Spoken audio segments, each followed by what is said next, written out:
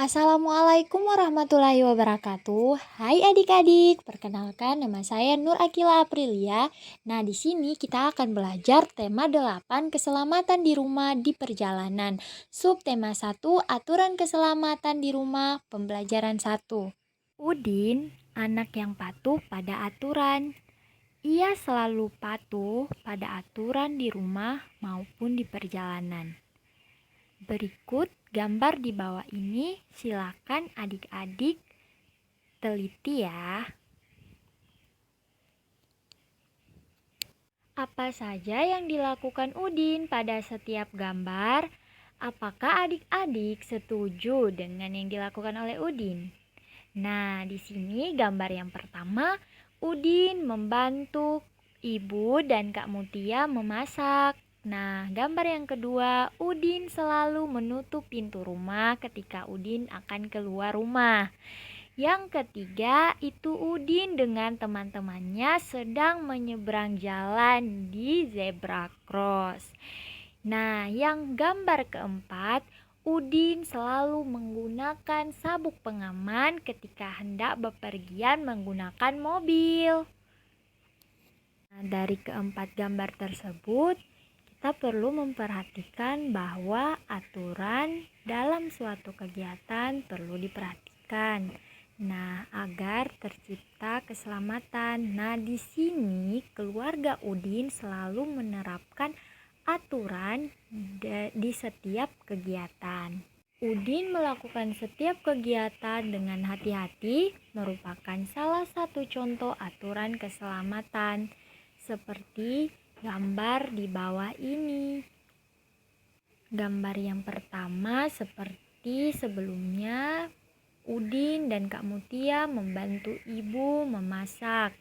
Nah, gambar yang kedua, Udin sedang membantu ayah untuk memperbaiki jam. Nah, di sini Udin menggunakan tangga untuk mengambil jam dinding. Tentunya dengan pengawasan orang tua, yaitu ada ayah Udin yang sedang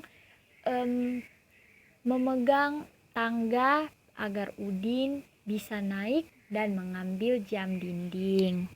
Seperti itu. Anak yang taat pada aturan. Nah, setiap melakukan kegiatan, Udin selalu diatur menggunakan jadwal. Nah, setiap kegiatan dilakukan oleh Udin dengan tepat waktu. Jadi adik-adik perlu mencontoh apa yang sudah Udin lakukan ya, agar adik-adik selalu melakukan kegiatan dengan tepat waktu. Di sini pukul berapa Udin sarapan pagi? Nah, di sini ada gambar Udin sedang makan dengan menggunakan seragam sekolah. Pukul berapa Udin berangkat ke sekolah? Di sini juga ada gambar Udin sedang berpamitan kepada orang tuanya. Nah, gambar yang ketiga, pukul berapa Udin pulang dari sekolah? Di sini terlihat Udin baru pulang dari sekolah. Tuh, Udin sarapan pada pukul 6. Jadi Udin sarapan itu di pukul 6 pagi. Dan Udin berangkat sekolah pada pukul 7 pagi. Dan kemudian Udin pulang sekolah pada pukul 11 siang. Coba adik-adik amati jam dinding di rumahnya adik-adik. Menunjukkan pukul berapa kira-kira sekarang. Nah, sekarang kita akan belajar membaca jam analog. Nah, di sini jarum pendek menunjukkan angka 6, jarum panjang menunjuk angka 12. Jadi, dibaca pukul 6. Sekarang jarum pendek menunjuk angka 7 dan jarum panjang menunjukkan angka 12. Nah, di situ berarti dibaca pukul 7. Selanjutnya yaitu jarum pendek menunjuk angka 11, jarum panjang menunjuk angka 12, maka dibaca pukul 11.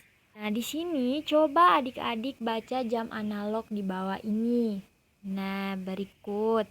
Di sini ada jarum pendek menunjukkan angka 10, jarum panjang menunjuk angka 12. Kira-kira itu dibaca pukul berapa? Nah, selanjutnya di bawah juga ada jarum pendek menunjuk angka 8, jarum panjang menunjuk angka 12. Nah, kira-kira itu dibaca pukul berapa? Nah, jam yang ketiga juga seperti tadi, jarum pendek menunjuk angka 2, jarum panjang menunjuk angka 12. Kira-kira itu dibaca jam berapa, pukul berapa? Di situ adik-adik amati baik-baik.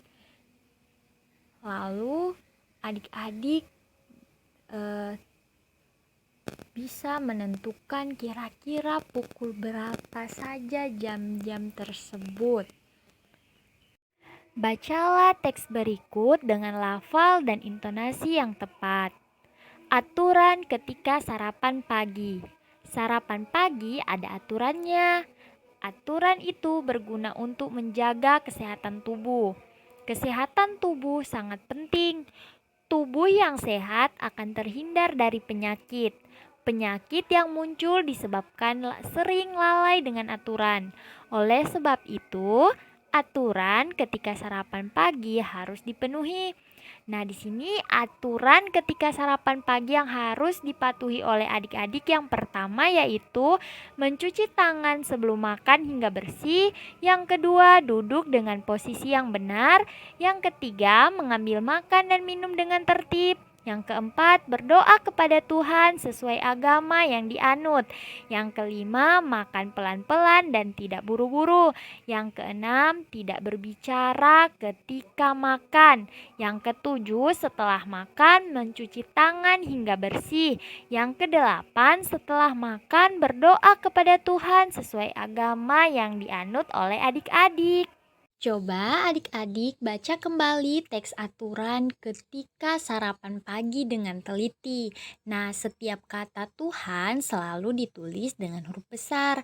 Nah, di sini ada kalimat-kalimat. Silakan adik-adik perhatikan kalimat yang pertama yaitu berdoa kepada Tuhan sesuai ajaran agama yang dianut. Yang kedua, setelah makan berdoa kepada Tuhan sesuai ajaran agama yang dianut. Nah, huruf kapital juga dipakai sebagai huruf pertama kata ganti Tuhan. Nah, di sini ada kata ganti Tuhan yang sering digunakan. Ini contohnya yang pertama yang Maha Esa, yang kedua yang Maha Kuasa, yang ketiga yang Maha Besar, yang keempat yang Maha Pengasih, dan yang kelima yang Maha Penyayang dan sebagainya. Tuliskan 5 kalimat menggunakan kata ganti Tuhan di bawah ini dengan benar.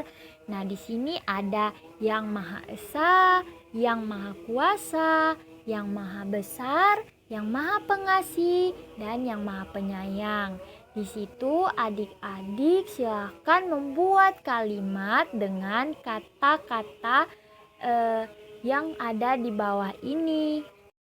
Bersyukur kepada Tuhan dapat diungkapkan melalui lagu, misalnya lagu Terima Kasih Ya Tuhan. Sudah adik-adik tahu tekanan nada kuat dan nada lemah pada lagu. Nah, di sini ada tanda yang perlu adik-adik perhatikan. Tanda yang pertama berarti tekanan nada dari kuat perlahan-lahan melemah. Tanda yang kedua berarti tekanan nada lemah. Nah, pada lagu berirama 2/4 secara alami tekanan kuat terdapat pada ketukan pertama, sedangkan tekanan lemah terdapat pada ketukan kedua. Nah, di sini selanjutnya ada lagu yang dapat adik-adik amati tandanya. Silakan adik-adik saksikan berikut ini.